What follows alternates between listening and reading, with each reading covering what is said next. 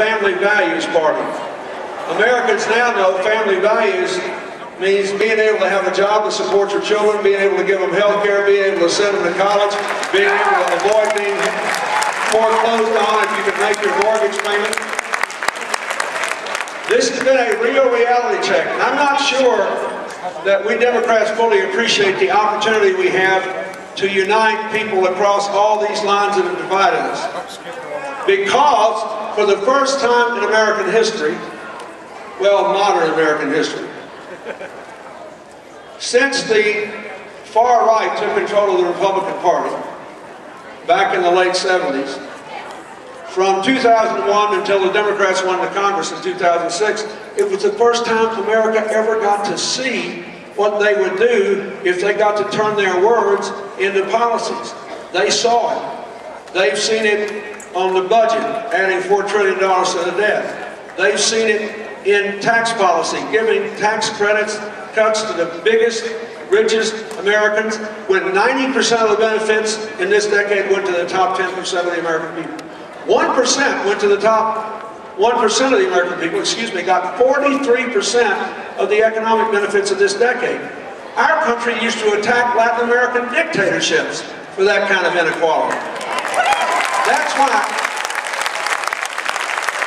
we've only had 5 million jobs in this decade after having 22.7 million in the 8 years before, when Nevada, thank you very much, gave me the opportunity to serve. You've got to understand, everything your grandmother told you about the Republicans turned out to be true.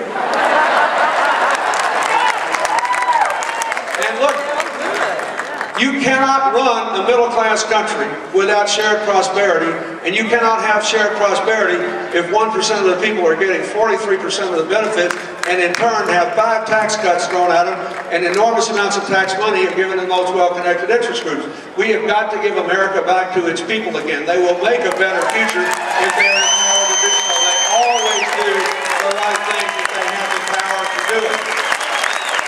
And the truth is, whatever y'all were arguing about when I got here, I don't really understand it, but I know that the fact that half of you are sleep deprived probably makes it more intense.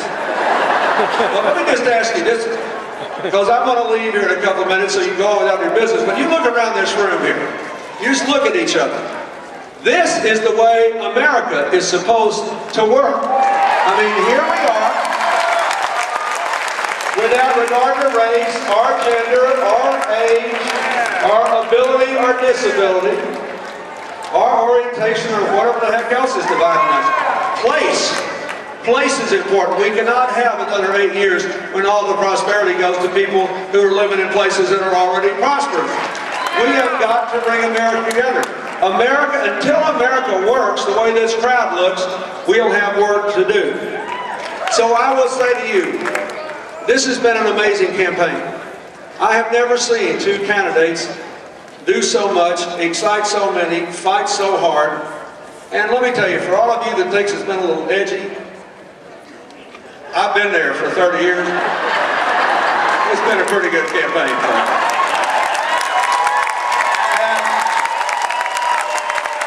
And what I want you to do is stand up and have your arguments. Stand up and have your differences. Stand up, yeah, and if you're for Hillary, that'll tickle me, that's good. But if you're for Senator Obama, stand up for him. Stand up for him. And let me just tell you this. In the end, you just remember why we went to all this trouble. We went to all this trouble because we went from 22.7 million jobs to 5 million. Because we went from family incomes going up $7,500 a year after inflation across all racial and regional lines to family incomes going down $1,000 after inflation from the day I left office. Because we went from moving almost 8 million people from poverty up into the middle class to having 5 million people fall to the middle class into poverty. Because we went from being a nation respected around the world to a country that a lot of people don't trust anymore because we said we want one set of rules for us and another set for everybody else. And it's way more than Iraq. Don't you forget that. Look at what we've said to the world. I mean, mean, here we are in this state, the fastest growing state in the country, I think, where you know how connected we are to the rest of the world. You name me one problem we can solve all by ourselves. Not terrorism.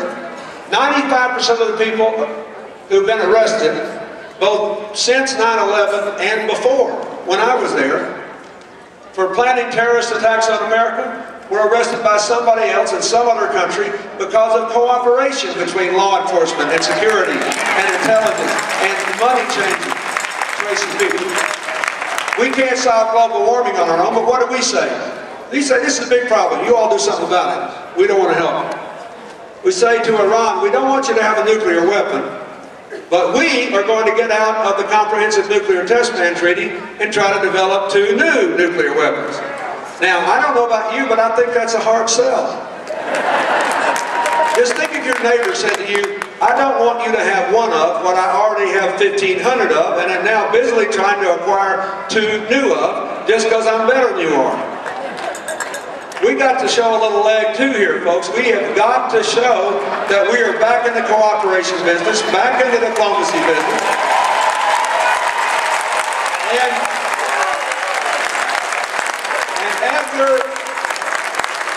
And I would hope that all Americans would agree after the recent testimony of General Petraeus, where he said, I got more troops, I took the violence down in Iraq, I made them the space to make their hard decisions. Hard decisions. How to split the oil money, how to share the political power. They are hard. And he said they didn't make them so there's no end in sight. That's why we have to withdraw our troops and bring the war to an end and bring the troops home, because that's the only way they will save their country. The only way we can rebuild the military.